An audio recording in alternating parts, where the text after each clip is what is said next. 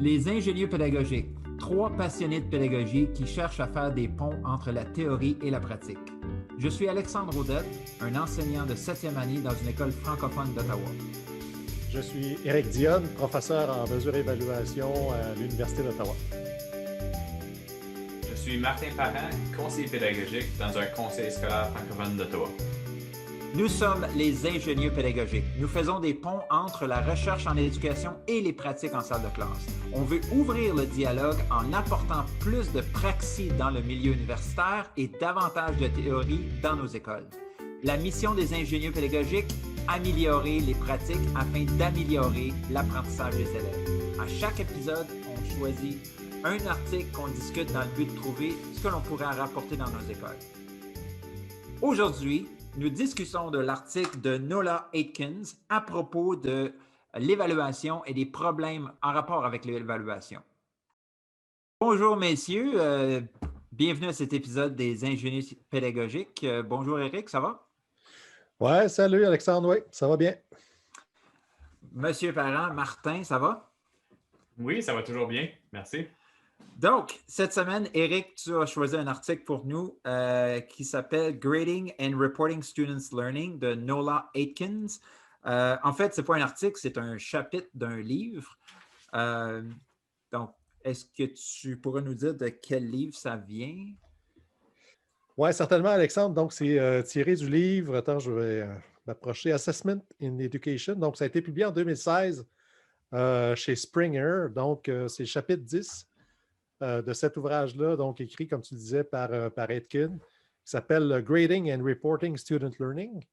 Et franchement, c'est un chapitre extrêmement complet en ce qui concerne, je dirais d'abord, la présentation des différents concepts associés à la notation, mais en même temps, un regard très critique sur comment ça se passe à l'échelle de la salle de classe. Donc,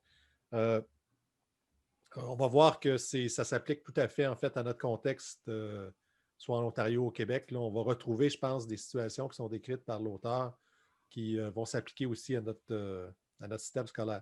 Donc, c'est vraiment hyper intéressant parce que, donc, rapidement, en fait, l'auteur nous présente différents problèmes associés à l'évaluation. Donc, on va en discuter tantôt de façon un peu plus précise, mais à quoi ça devrait servir la notation? Est-ce que ça devrait servir à rendre compte des efforts qui auront été faits par les élèves? Est-ce que ça devrait servir à punir les élèves? Est-ce que la notation, qu'est-ce qu'on fait quand les élèves ils travaillent juste pour la note? Donc, ils ne travaillent pas si on n'attribue pas de note. Donc, vraiment, c'est vraiment des questions, en fait, qu'on se pose. Hein?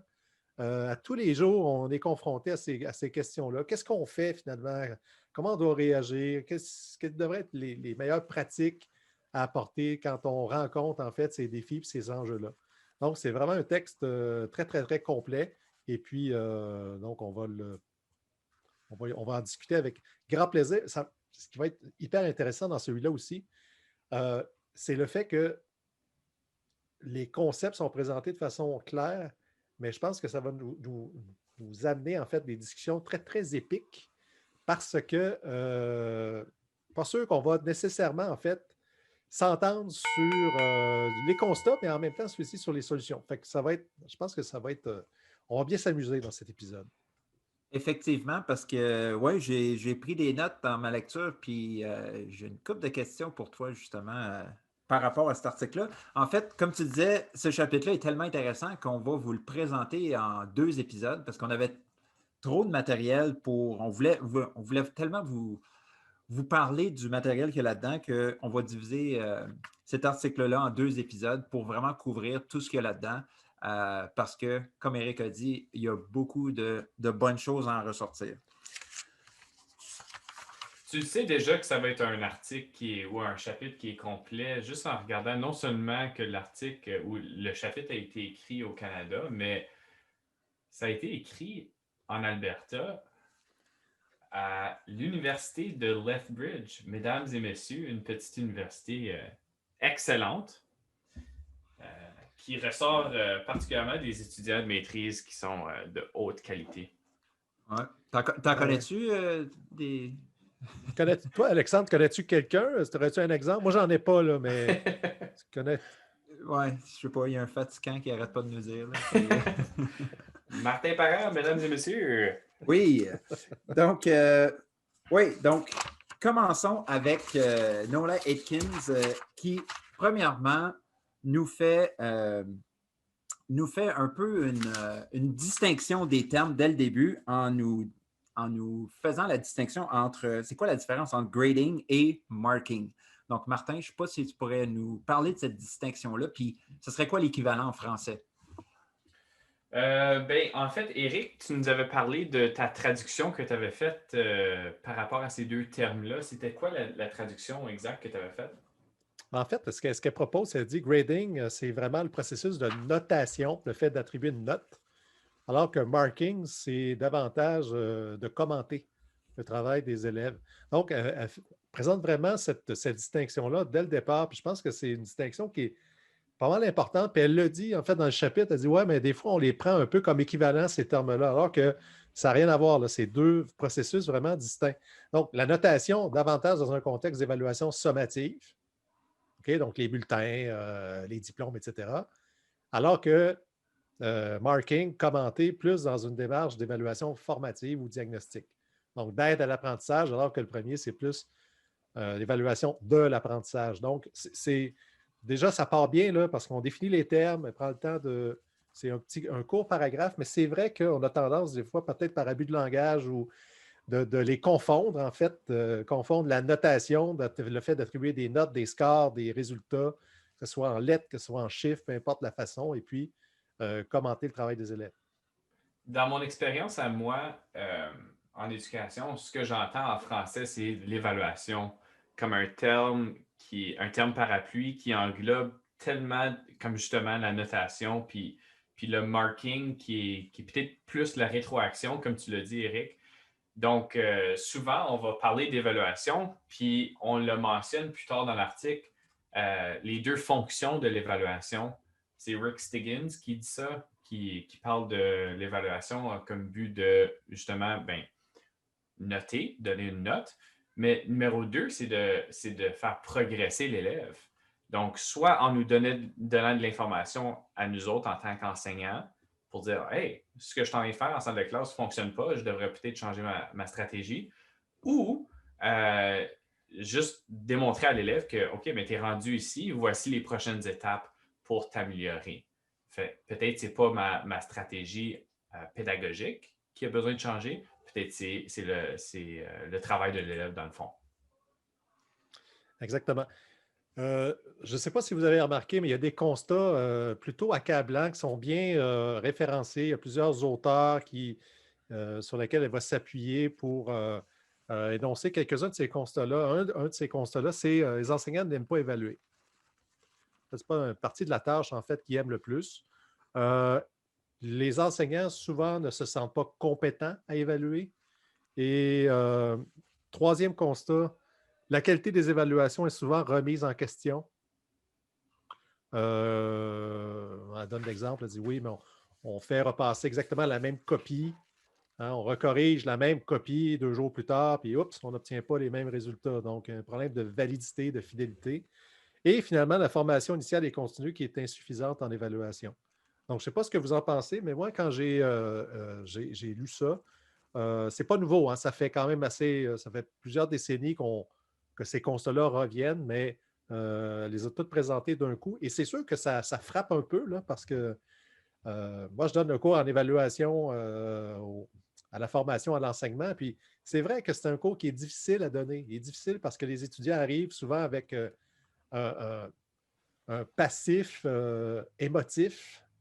Donc, l'évaluation, il y a souvent des connotations négatives, en fait, qui y sont associées. Donc, briser ça, et puis, et c'est vrai que les étudiants sortent souvent du cours, puis ils ne se sentent pas prêts.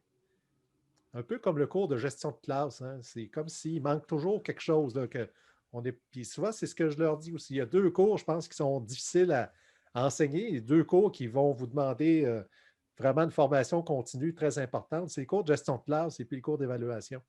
Ça ne veut pas dire que les autres composantes ne sont pas importantes, mais c'est vraiment 2 aspects de la profession, en fait, où on sait qu'un seul cours, finalement, ce ne sera pas assez. Là.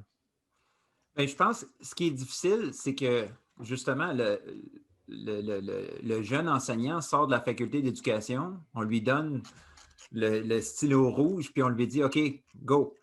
Mais c'est difficile. Moi, je parle tout le temps de ça avec mes stagiaires. C'est difficile de savoir. Moi, j'enseigne le français en septième année, mais c'est quoi un texte de français septième année de qualité? Ça a l'air de quoi comparer? Si moi, je m'en vais enseigner en troisième année demain matin, j'ai aucune idée de quoi ça devrait avoir l'air un travail de qualité en troisième année. Là, fait que juste ça, là, c'est difficile. Là, mais oui, c'est vrai. Moi, je suis tout à fait d'accord. C'est vrai que les enseignants, on n'aime pas ça évaluer. La correction, oui, c'est vrai que la correction, ça nous prend beaucoup de temps. Mais quand arrive le temps pour mettre une note sur la copie, on n'aime pas ça.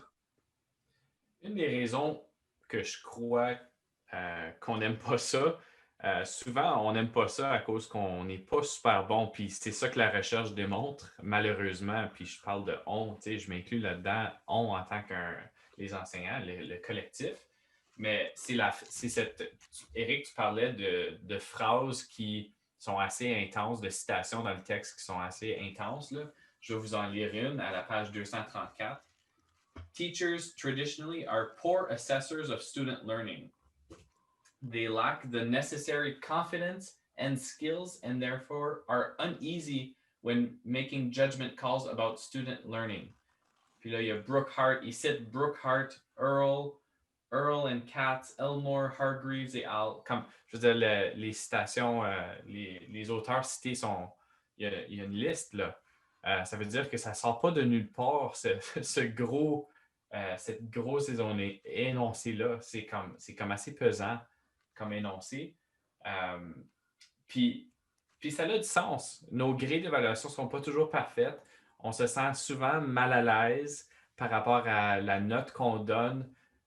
On sait qu'à différents moments dans le parcours de l'élève, cette note-là peut limiter cet élève-là, peut peut-être limiter les choix qu'il peut faire au niveau postsecondaire ou peut-être même dans des programmes au secondaire. Donc, nos notes ne sont pas objectives nécessairement.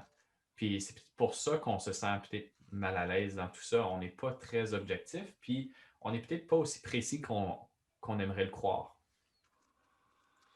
Oui, puis moi, j'ajouterais peut-être une composante, c'est que je trouve que l'évaluation a souvent le dos large, c'est-à-dire que le problème, c'est l'évaluation. Ça irait bien s'il n'y avait pas d'évaluation. Donc, c'est comme si les problèmes, en fait, étaient toujours associés à l'évaluation. Moi, ma position, c'est plutôt que lorsqu'on a à évaluer, on doit porter un jugement. On doit communiquer ce jugement-là. Non, là, on ne peut plus se cacher. Là. On est obligé de prendre position, de décréter, et c'est vrai que c'est difficile, mais peut-être que les problèmes, ils sont en amont. Peut-être que vraiment la grande difficulté, est-ce que c'est tant l'évaluation que les attentes qu'on peut avoir? Je vais prendre l'exemple que tu donnes, Alexandre, en disant, ben oui, mais un élève de septième année, des fois, je ne sais pas trop où est-ce pour les jeunes profs, ce n'est pas nécessairement un problème d'évaluation à ce moment-là. C'est un problème, c'est que qu'est-ce qu'on veut? C'est quoi notre cible? Est-ce qu'elle est si claire que ça, même pour nous? Et déjà, en Ontario, on est chanceux, on a des copies types. Donc, je ne sais pas si dans le réseau, on s'en sert, mais c'est au moins des documents qui donnent au moins une idée à peu près de ce à quoi on peut. Moi, je trouvais que l'idée d'introduire en fait les copies types était vraiment une très, très bonne idée. Chose que, par exemple, au Québec, il n'y a pas. Il n'y a pas de copie type. Donc, les élèves, les enseignants, c'est-à-dire, partent de rien du tout. Là. Ils n'ont aucune idée de ce que secondaire 1, secondaire 2, secondaire 5, à quoi on pourrait s'attendre. Donc, déjà, je trouve qu'en Ontario, c'est peut-être pas parfait, peut-être qu'on ne s'en sert pas autant qu'on le devrait, mais au moins ça existe. On sait qu'on peut au moins se fier sur ces balises-là. Mais je pense que j'ai l'impression aussi, et là, c'est là peut-être que l'expérience va rentrer, c'est-à-dire que avec le temps, on finit par avoir une certaine idée de ce qu'un élève de 7e, 8e, 9e année est capable de faire. Et là, se rassurer en se disant, là, ma cible, en fait, devient de plus en plus précise. là où je veux amener mes élèves. Mais des fois, c'est vrai quand on commence quelque chose, on se sent un peu incompétent. Hein. Ben, en fait, je suis d'accord avec toi, Eric, par rapport aux problèmes qui sont peut-être en amont.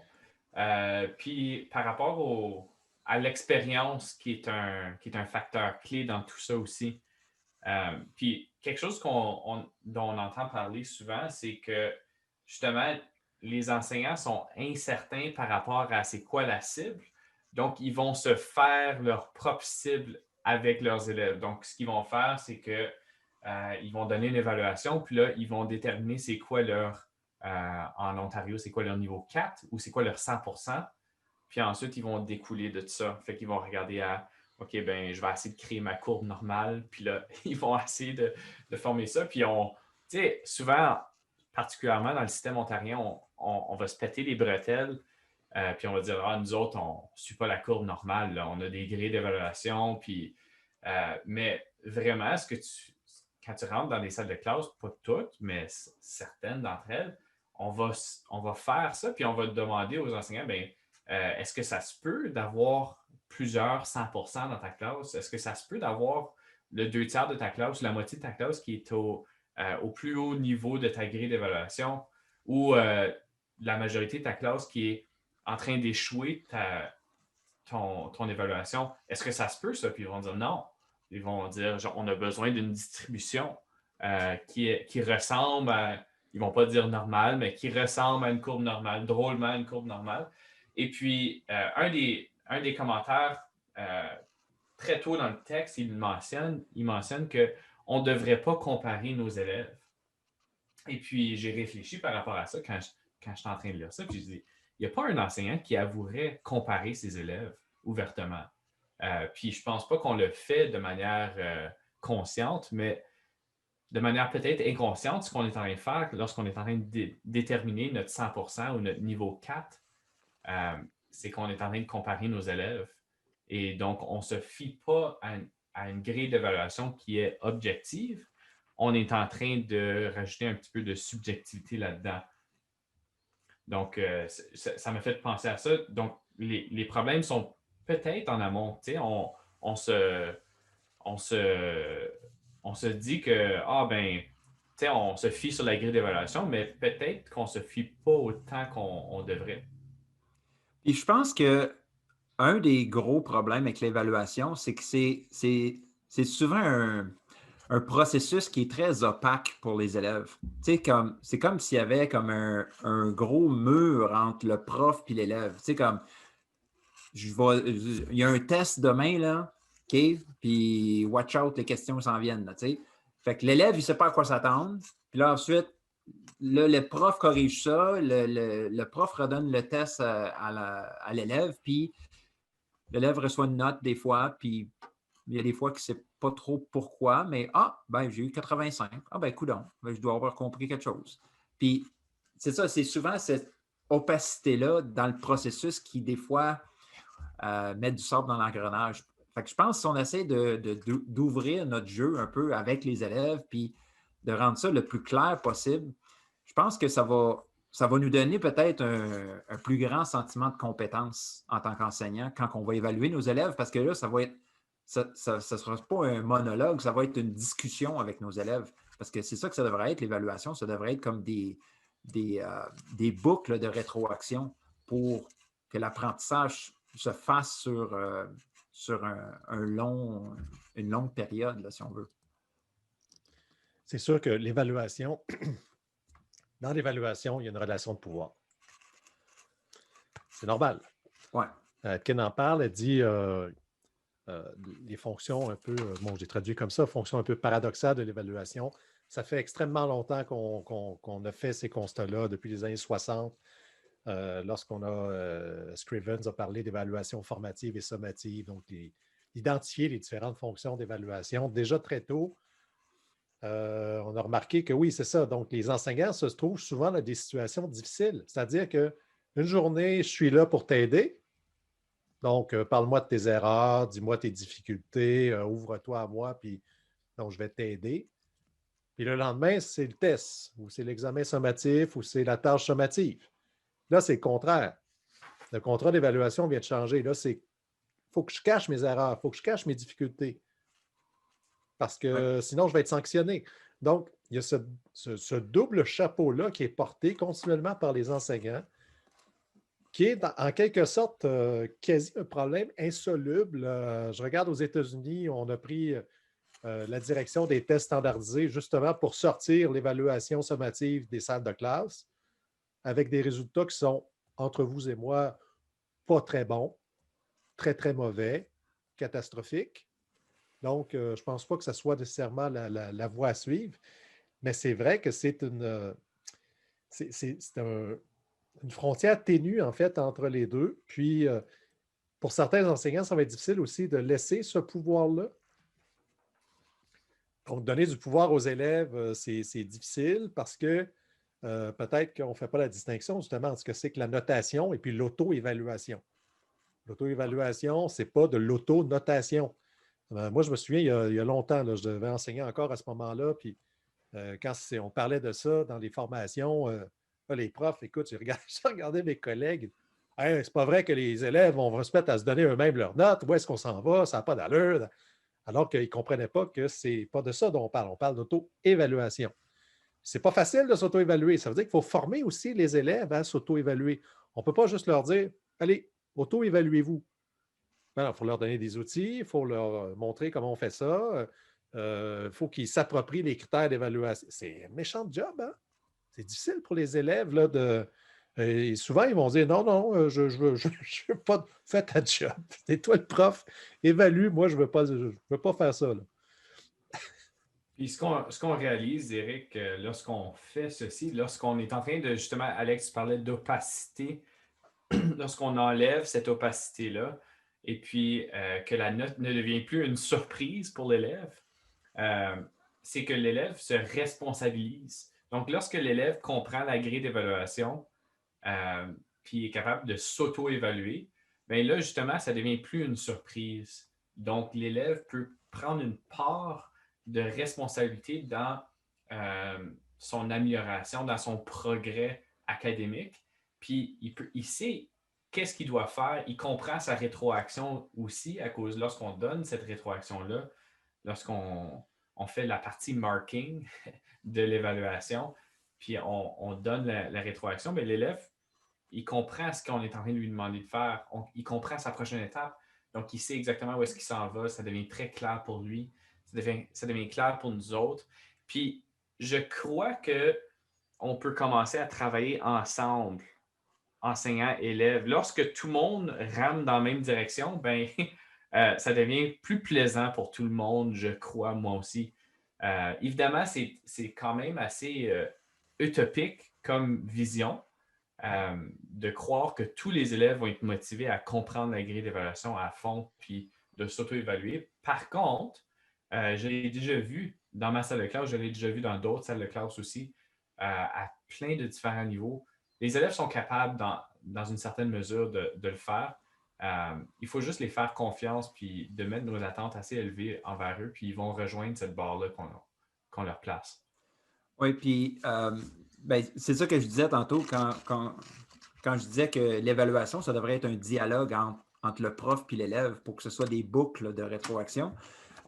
Puis dans l'article, Eric, comme tu soulevais, l'auteur nous dit que le prof porte deux chapeaux, celui du coach quand il donne la rétroaction et celui du juge quand il donne la note.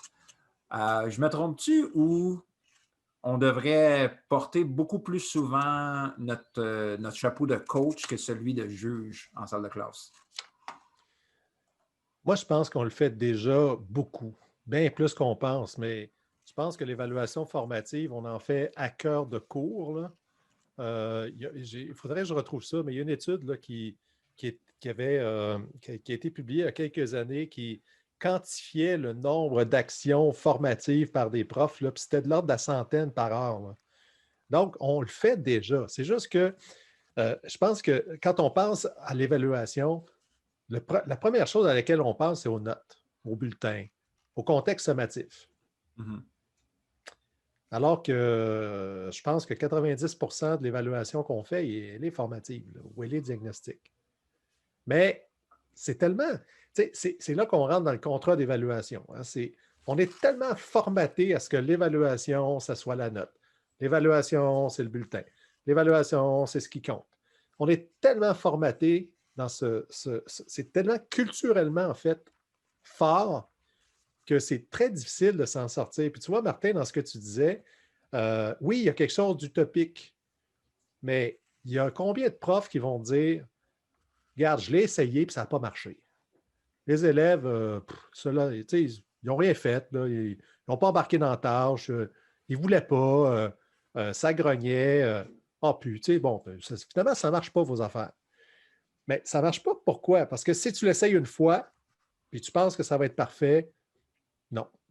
Il y a un changement dans le contrat, c'est-à-dire qu'il faut s'asseoir avec les élèves, il faut leur expliquer qu'à partir... Puis là, il va y avoir de la résistance au changement, il ne faut pas s'imaginer que les élèves, là, ils vont tous dire « Oh oui, écoute, quelle bonne idée, on fait tout ça. » Parce que leur donner des responsabilités, c'est aussi les impliquer davantage, puis c'est les faire travailler. Là. Donc, je pense que cet aspect-là qui est très fort, puis regarde dans d'autres systèmes. Tu parlais des niveaux 4, Martin, tantôt. Bien, en France, là, on note sur 20. Et puis, il y a combien de profs qui vont dire 20 sur 20, c'est impossible d'avoir 20 sur 20. Parce que le 20 sur 20, là, il n'y a qu'une personne dans la classe qui pourrait l'avoir, c'est le prof. C'est la perfection. Ça, là, c'est le territoire réservé au prof, celui qui sait. Donc, ça veut dire que c'est une échelle tronquée, en fait. Fait qu'il y a ça aussi, il y a la perception qu'ont les profs de se dire, bon, ben finalement, un niveau 4, finalement, ça veut dire quoi un niveau 4? Ben, c'est sûr que si tu le conçois en disant, ben, c'est pas mal le meilleur que je peux demander d'un élève en 9e année. C'est très différent que si je dis un niveau 4, c'est réservé juste à ceux qui sont extrêmement compétents, qui pourraient rentrer à l'université directe. Complètement différent. Là. Donc là, si tu penses plus comme ça, tu vas te dire, ben, finalement, niveau 4, il devrait en avoir peut-être 2 ou 3, là, les meilleurs des meilleurs des meilleurs des meilleurs, puis les autres. Donc, il y a tout ce rapport-là, je pense, qui est très, très, très important. Puis, juste pour revenir à ce que tu viens de dire, Eric, les profs essayent quelque chose, puis ça ne marche pas. Puis, souvent, l'erreur qu'on fait, c'est qu'au lieu d'évaluer notre processus, on évalue juste notre résultat final. OK, j'ai essayé ça, puis ça n'a pas marché, fait que c'est pas bon. Mais prenons le temps d'essayer de regarder, là, bon, qu'est-ce qui n'a pas marché dans tout ce processus-là que j'ai essayé de faire. Là? Parce que moi, je l'ai déjà dit sur le podcast plusieurs fois, ça fait 4 ans que j'ai arrêté de donner des notes à mes élèves. Puis, écoute, c'est une route assez chaoteuse. Là, comme ça n'a pas été parfait la première fois que je l'ai faite, ça ne l'est pas encore, mais j'améliore le processus à chaque fois parce que j'y crois. Puis, c'est ça, j'essaie de trouver une manière de faire en sorte que le processus devienne de plus en plus clair, de plus en plus user-friendly, si on pourrait dire, là, pour mes élèves, parce que c'est pour eux autres. Là, juste pour continuer maintenant, là, on a parlé des problèmes de l'évaluation pour les profs. Maintenant, si on allait vers les élèves puis les parents, ça, là, les parents, ça fait peur à bien des profs. Okay? Veut pas, ça vient un peu teinter notre évaluation. Tu sais, c'est un parent là, qui est souvent sur notre dos, puis qui appelle à tous les jours, et envoie des courriels, puis ouais. Tu tombes sur la copie de son enfant, veut pas, ça reste avec toi. Je ne sais pas si vous pourriez nous parler, les gars, de c'est quoi les problèmes qui ont été soulevés dans l'article ici par rapport aux parents et l'évaluation. Bien, peut-être que je peux juste commencer, Martin, tu pourras compléter. Tu sais, ce qu'elle dit, c'est que les parents n'ont pas toujours confiance, en fait, au processus d'évaluation. Tantôt, on parlait d'opacité, puis je pense que c'est vraiment un bon point que tu as amené, Alexandre. L'opacité, c'est pour les élèves, mais aussi pour les parents. Hein? Absolument. Donc, les parents, souvent, sont méfiants, ne savent pas trop. D'où l'importance d'avoir une bonne communication. On en a déjà parlé hors d'onde lors d'une préparation de ces podcasts-là, mais moi, je suis prof à l'université, là, mais je suis aussi d'abord et avant tout un parent. Là.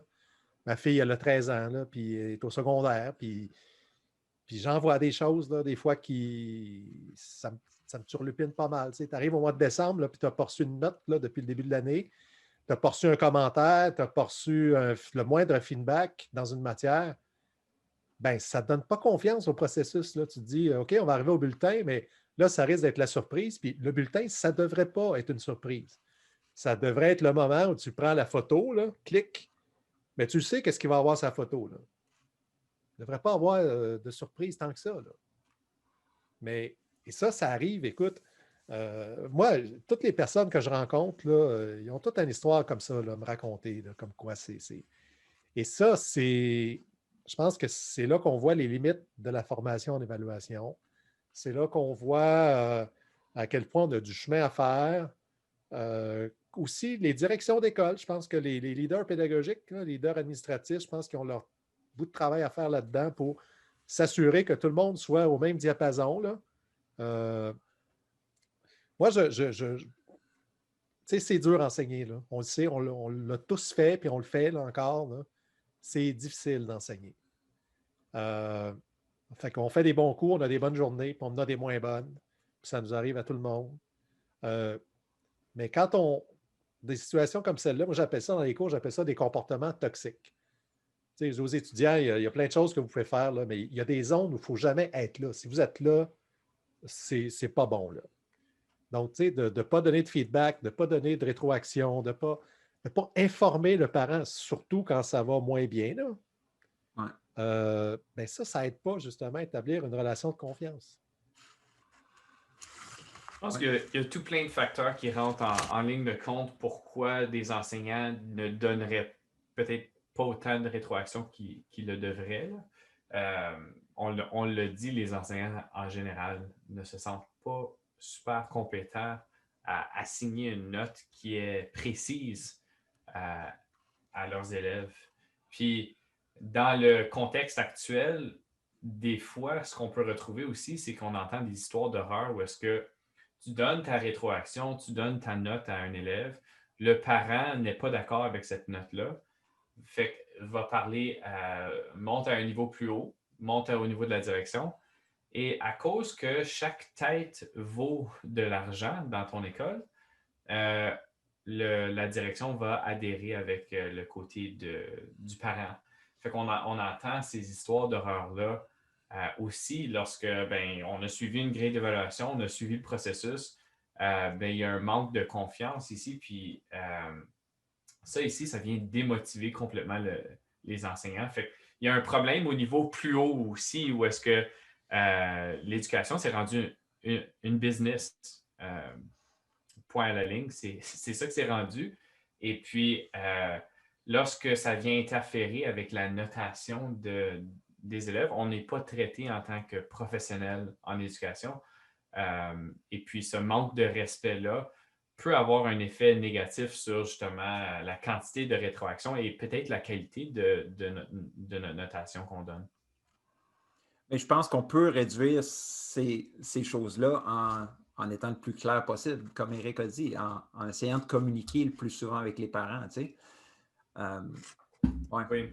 Oui, puis je pense que pas assez. Puis Eric, tu me dirais ce que tu en penses, puis si tu connais des situations qui ressemblent à ce que je veux dire, là, mais je pense qu'on a besoin d'informer, on a besoin d'éduquer les parents par rapport à notre système de notation puis notre rétroaction. Les parents ne savent pas, puis on a parlé d'opacité. Les parents n'ont aucune idée qu'est-ce qui se passe au niveau de la salle de classe. Ils regardent une grille d'évaluation, puis ils disent « je ne sais pas ». Puis là, ils attendent, en Ontario, ils attendent jusqu'au bulletin final, puis là, ils disent « ah, un pourcentage que je comprends ». Mais en fait, ce qu'on dit dans l'article, c'est que les pourcentages ont presque aucun sens dans ce contexte-ci. Le sens d'un pourcentage, si tu as 80 ça veut dire que tu as 80 des bonnes réponses sur 100 réponses possibles. Puis ici, lorsqu'on est en train de traduire nos grilles d'évaluation, ça ne correspond pas à 80 ça n'a pas un sens nécessairement, puisqu'on a des descripteurs à l'intérieur de notre grille d'évaluation Donc, mais on est en train de mettre ces pourcentages-là pour permettre aux parents de comprendre la note de l'élève plus ou moins. Mais ici, je me pose la question, est-ce qu'on a eu des exemples de systèmes où est-ce qu'on a dit, hey, on va arrêter de, de trouver une solution superficielle, puis on va aller régler le problème plus profondément, puis on va aller éduquer ces parents-là pour justement permettre leur compréhension d'une grille d'évaluation puis du niveau de leur élève ou de leur enfant. Surtout que les parents, souvent, ce qu'ils veulent savoir, bon, oui, les parents demeurent généralement très accrochés à la note. Mais il y a des raisons qui expliquent ça aussi. Parce que ça nous parle, une note. Une note sur 100, ça nous parle. On est habitué à ça. On sait que 80, ça va bien. On sait que 60 ou 50, oups, on est à la limite.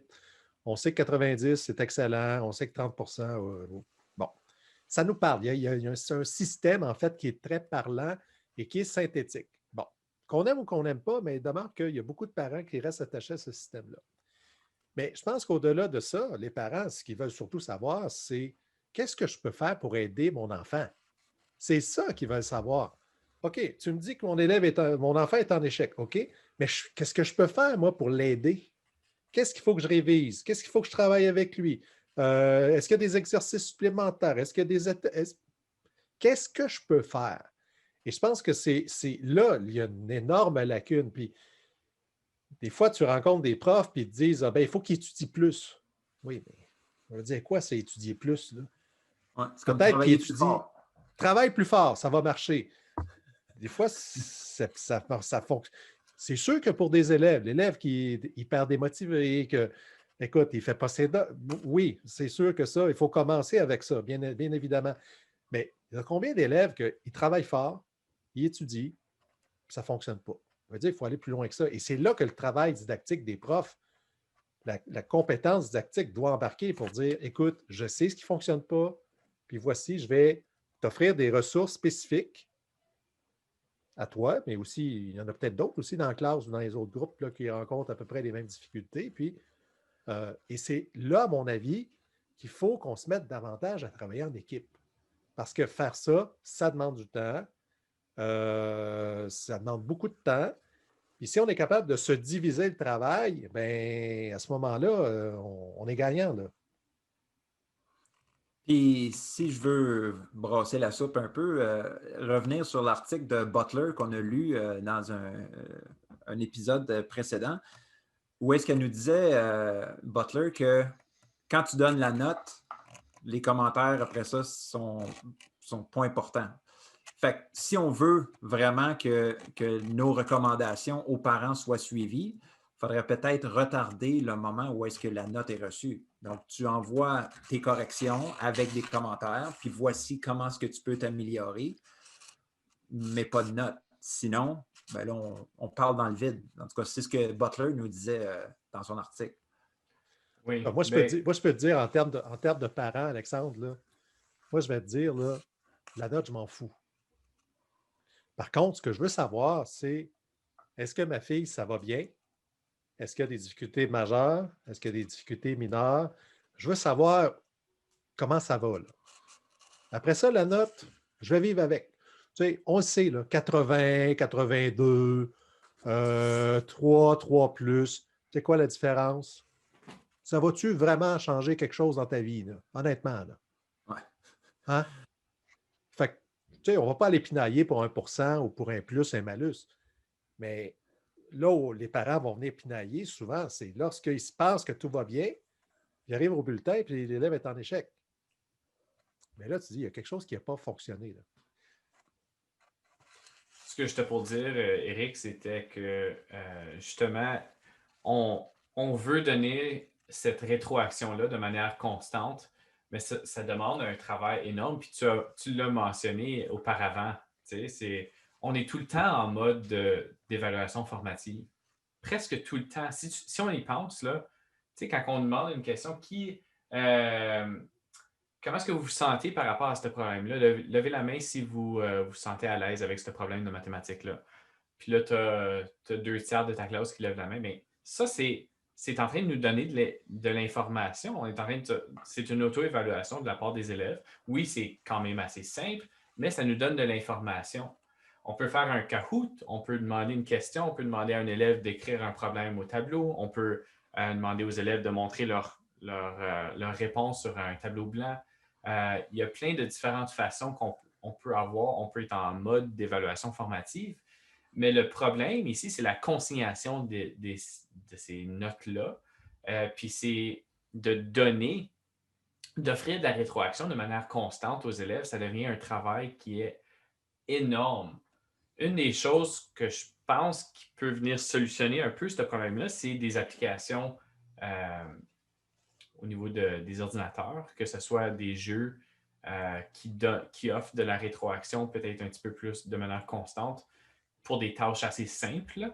Ça peut être une solution. On n'est peut-être pas encore là en ce moment, mais j'aimerais voir ça, puisque ça simplifierait cette tâche-là d'évaluation, de transformer nos évaluations formatives informelles à des évaluations formatives qui sont un petit peu plus formelles avec de la rétroaction. Ces termes-là, formels, informels-là, viennent de Marzano qui les a définis comme ça. Là.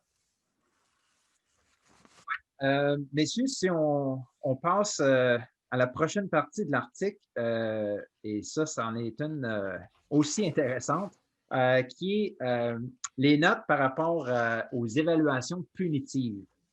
Parce que des fois, on utilise l'évaluation comme, malheureusement, certains profs utilisent ça quasiment comme un outil de gestion de classe. Là. Okay? Si tu n'écoutes pas, ben watch out à l'examen. C'est quoi les points importants, Éric, que tu avais relevés dans ce domaine-là? Écoute, il y en a plusieurs. On ne va pas toutes les aborder dans le cadre de cet épisode-ci, donc on va commencer puis on va compléter dans le prochain. Mais elle nous rappelle des choses qu'on devrait en principe savoir déjà, mais c'est vrai qu'en pratique, on a tendance des fois à les oublier. Mais c'est ça, l'évaluation, ça ne sert pas à punir les élèves. D'assigner 0, on devrait éviter. Hein? On devrait éviter de donner la note 0. En Ontario, on a même décrété, là, ça fait partie de la politique en évaluation, on n'a pas le droit de donner 0. Enlever des points de retard. Et là, ça, c'est un point sur lequel probablement les enseignants qui nous écoutent ne seront peut-être pas tout à fait d'accord avec les propositions, mais parce que certains profs vont dire oui, mais de respecter les consignes, ça fait partie aussi du travail. Quand on a à faire des choses dans la vraie vie, si on ne paye pas nos impôts à date limite, ben, on va payer des intérêts. Là, puis c'est comme ça que ça marche. Ce qui n'est pas faux, mais la note, si elle est supposée, la note, la cote, donc on va tout mettre ça dans le même paquet, peu importe le système, mais si elle est supposée, cette évaluation sommative-là, rendre compte des apprentissages des élèves, ben, à moins que le respect des consignes, ce soit clairement un critère d'évaluation, on fait autre chose, quoi. On est en train d'accorder de la valeur, en fait, au respect de consignes ou jusqu'à quel point l'élève a écouté, quoi. Donc, ça, puis la propreté du travail, c'est une autre chose à mettre dans la même catégorie, selon moi. Là. Il y a beaucoup de choses, hein? Puis, tu sais, l'effort, ça revient souvent. Est-ce qu'on devrait noter l'effort? L'élève qui dit oui, mais j'ai beaucoup travaillé. Puis, des fois, ce qui est un peu triste dans tout ça, c'est qu'on en a des fois des élèves pour qui c'est plus difficile. Vraiment, qui vont travailler fort, vont venir en récupération, ils vont mettre du temps. Mais bon, les difficultés sont importantes dans leur cas. Et ils vont dire ouais, mais j'ai beaucoup travaillé. Oui, mais est-ce que l'effort, ça fait partie des critères d'évaluation? Puis comment on fait pour noter l'effort? Puis ça, je pense que c'est un peu notre job de faire comprendre à l'élève que oui, tu as travaillé fort, ça fait 2-3 semaines que tu viens tous les midis, puis que tu fais je sais pas moi, des divisions de fractions, puis tu as encore de la misère avec tes divisions de fractions. Mais je pense que c'est notre job de leur faire comprendre que l'apprentissage, ça prend du temps. Là, tu es en train de faire un sprint où est-ce que tu viens pendant 3 semaines faire des problèmes de maths à tous les midis. Mais l'apprentissage, c'est un marathon. Comme peut-être que dans 3 semaines, tu vas avoir encore de la misère, mais l'année prochaine, peut-être ça va débloquer, tu sais. Je pense que ça fait partie de notre job aussi, là. Ah oui, tout à fait. Puis,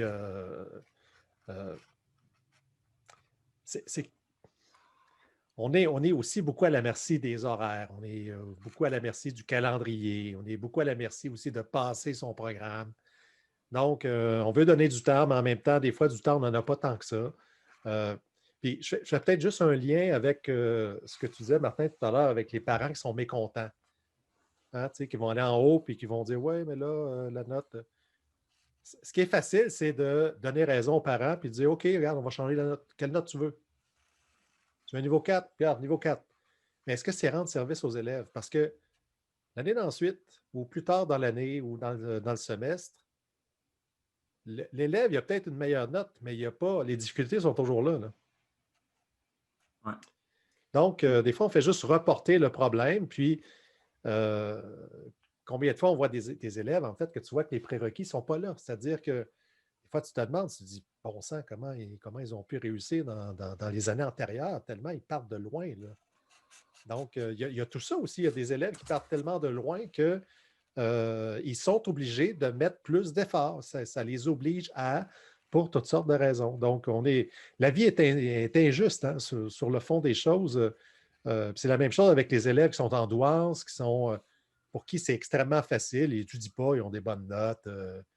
Quand ils apprennent quelque chose quasi du premier coup, c'est déjà correct. C'est profondément injuste, mais qu'est-ce que vous voulez, ça fait partie de notre diversité aussi, là. Ouais. On doit se poser la question en tant qu'enseignant, qu'est-ce qu'on évalue? C'est quoi qu'on évalue sur notre grille d'évaluation? C'est réellement le niveau académique de l'élève. Ce n'est pas l'effort, ce n'est pas la remise en temps. En fait, si on n'a pas un travail, ben, on ne l'a pas reçu, fait qu'on ne peut pas le noter. En fait, ce qui manque, je pense, c'est plus de catégories pour décrire le comportement de l'élève. Donc, en Ontario, on a les HH, les habiletés puis les habitudes de travail. Donc, on est en train de noter ça, puis on les valorise plus ou moins, là. On les met sur le bulletin, puis les parents les regardent. Mais ce n'est pas valorisé autrement, comme par les systèmes postsecondaires, etc. Mais on a la cote I comme insuffisance de données, mais on l'utilise très rarement. Mais ici, je pense qu'il faudrait juste se sentir plus à l'aise de donner cette cote-là. Quand on a vraiment une insuffisance, lorsque l'élève manque une fois sur deux ou une fois sur trois, un cours sur trois, est-ce qu'on a vraiment assez de données pour démontrer que l'élève est rendu à ce niveau-là, même s'il nous a démontré sur quelques évaluations qu'il a rejoint le niveau 3 ou le standard provincial ou peu importe. Est-ce qu'on a vraiment une suffisance de données?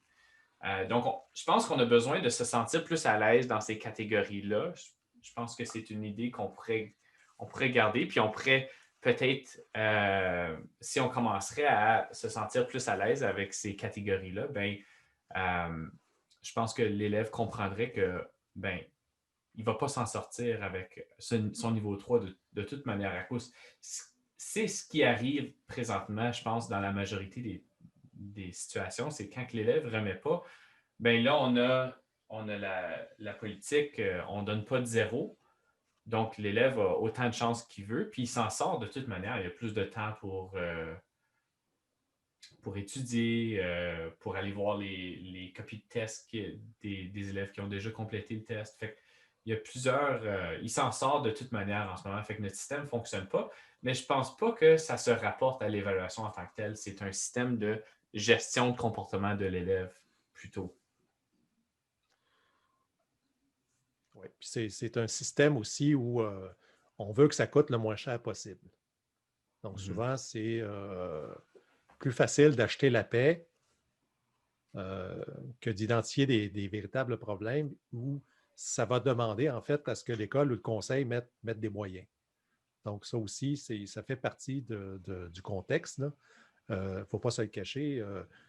Puis je pense que Martin, tu vois, par rapport à ce que tu dis, le fait d'assigner le score I, ben, je pense que ça va aussi avec ton niveau de confiance. Si tu as confiance en tes capacités à évaluer, tu sais que si tu es convoqué par ta direction, tu vas savoir quoi dire, tu es prêt, tu as des arguments, et puis tu vas être capable, en quelque sorte, de défendre ton jugement.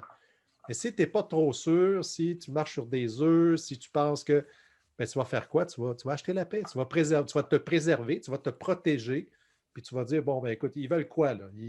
OK, ils veulent, OK, regarde, je vais leur donner ce qu'ils veulent, là, puis fait qu'il y a ça aussi, là. Je pense que c'est un système, je pense que tu l'as très bien dit, puis moi, j'ai écrit un article là-dessus, là, sur le fait que, à quel point le néolibéralisme, en fait, l'économie de marché a tellement investi les systèmes d'éducation que même certains leaders pédagogiques, là, ils ont beaucoup acheté ce modèle-là. Et puis, donc, il faut bien paraître, il faut montrer que tout va bien, il faut cacher les problèmes. Et puis, alors que la mission d'école, c'est d'aider surtout les élèves qui sont les plus en difficulté. Hein? C'est les plus vulnérables, en fait, qui ont besoin de l'école. Oui.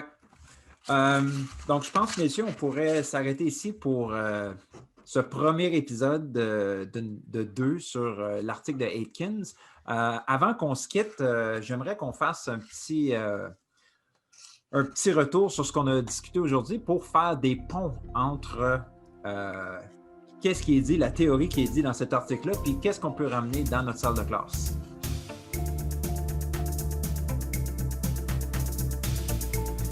Donc, messieurs. Ben, moi, il y a un aspect qui me semble être fondamental, puis qui est un peu en filigrane de la discussion qu'on a eue aujourd'hui, c'est toute la question de la formation en évaluation. Évidemment, à la formation initiale, il y a un seul cours en Ontario. Au Québec, dans la plupart des universités, c'est un cours. Il y a, je pense, une université où il y a 2 cours, mais je ne suis pas certain que c'est des cours de 3 crédits. Pour avoir participé à la restructuration du bac, à la formation à l'enseignement, le nombre de cours est limité. Là. Donc, quand même que tu prêches pour ta paroisse, ça prend 2 cours en évaluation. Ben, si tu ajoutes un 2e cours en évaluation, ça va être au détriment d'un cours en gestion de classe, en didactique. Donc, tout est important. Donc, tu es obligé de faire avec. Et je pense que là où j'ai de l'espoir, c'est beaucoup plus dans la formation continue. C'est dans l'accompagnement aussi des enseignants.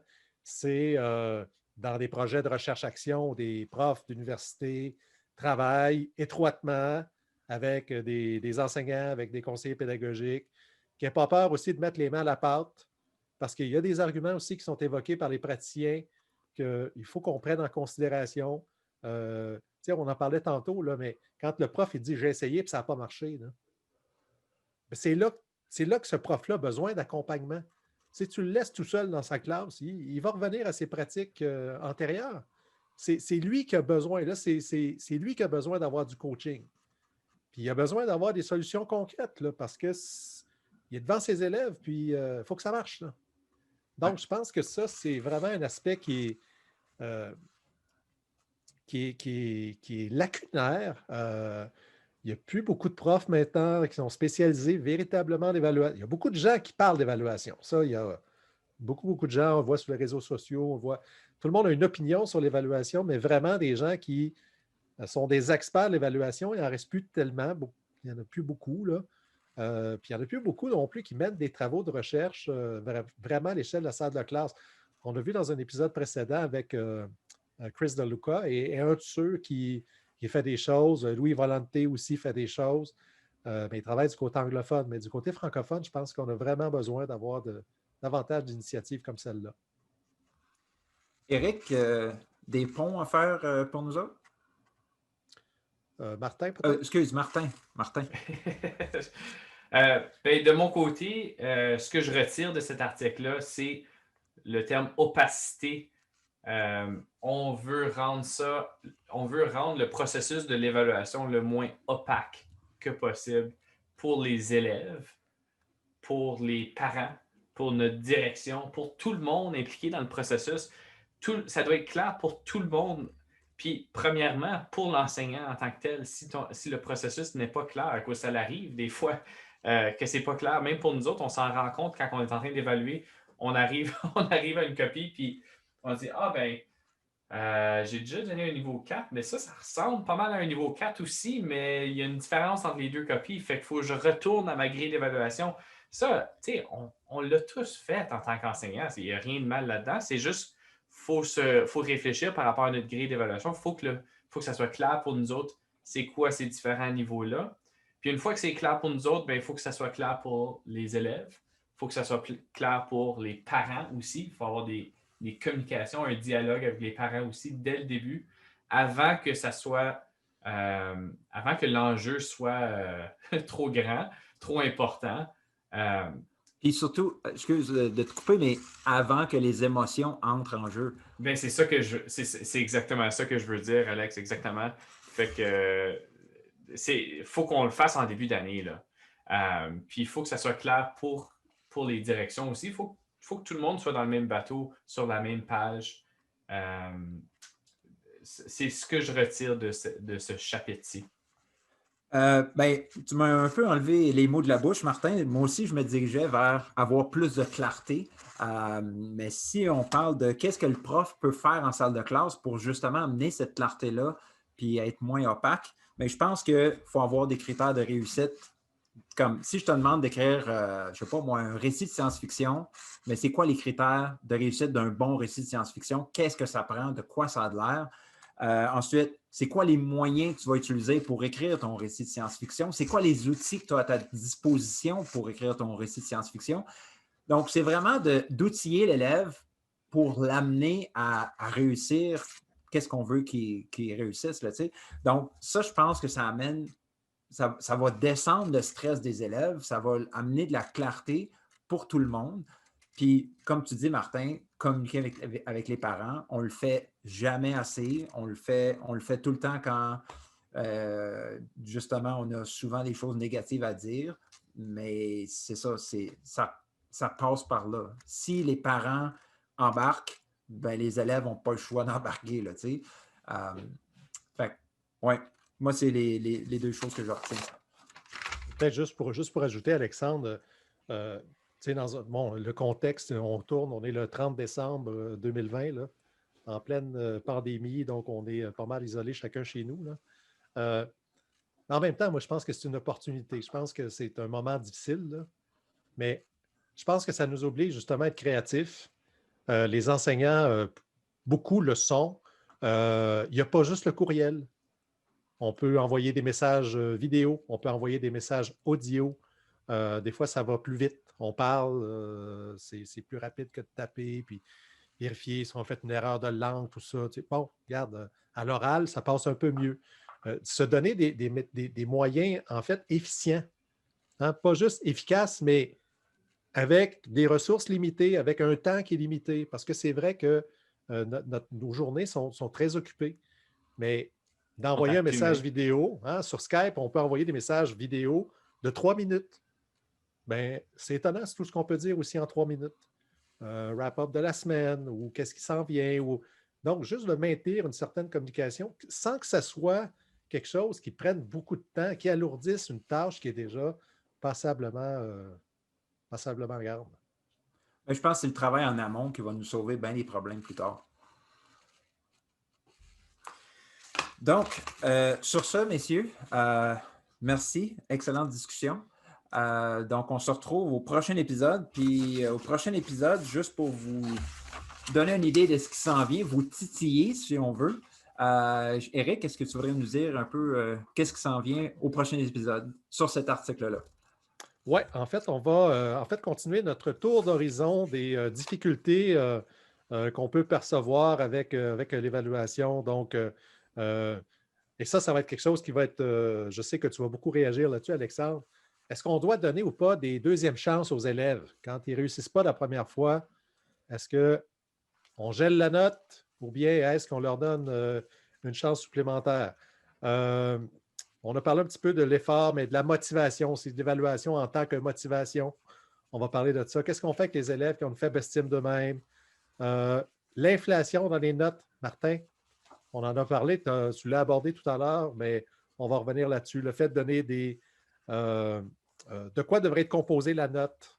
Donc, c'est tous des sujets dont on va poursuivre la discussion dans le prochain épisode. Puis aussi, j'ai vraiment hâte d'aborder les conclusions de l'article où est-ce qu'on nous offre différents plans d'action. Bon, qu'est-ce qu'on fait si on ne veut pas donner des notes ou si on veut changer la manière de communiquer les rendements? Voici des options. Et ça, j'ai vraiment hâte qu'on en jase. Donc, un petit rappel, donc le chapitre de Nola Aitken, donc dans un livre qui s'appelle Assessment in Education, The Enabling Power of Assessment Number 2. Donc, c'est publié chez Springer et le titre est Grading and Reporting Student Learning. C'est le chapitre 10. Donc, suivez-nous, les ingénieurs pédagogiques, sur Twitter. Monsieur Parent, comment est-ce qu'on peut vous trouver sur Twitter? C'est @monsieur_parent. Éric, comment est-ce qu'on peut te suivre? Oui, on peut me suivre sur Twitter et sur Facebook, Prof Dion, et puis j'ai un site web qui s'appelle profdion.ca et un site web des ingénieurs qui est en refonte, qui devrait être disponible bientôt. Je pense que lorsque cette vidéo sera tournée, sera diffusée, c'est-à-dire le site sera disponible, donc on mettra la petite adresse là, qui va apparaître dans le bas de Parfait. Et moi, c'est Alexandre Audette. Vous pouvez me rejoindre sur Twitter à Prof Audette. Donc, merci d'avoir été des nôtres et on se revoit au prochain épisode. Nous sommes les ingénieurs pédagogiques. Nous faisons des ponts entre la recherche en éducation et les pratiques en salle de classe. On veut ouvrir le dialogue en apportant plus de praxis dans le milieu universitaire et davantage de théorie dans nos écoles. La mission des ingénieurs pédagogiques, améliorer les pratiques afin d'améliorer l'apprentissage des élèves.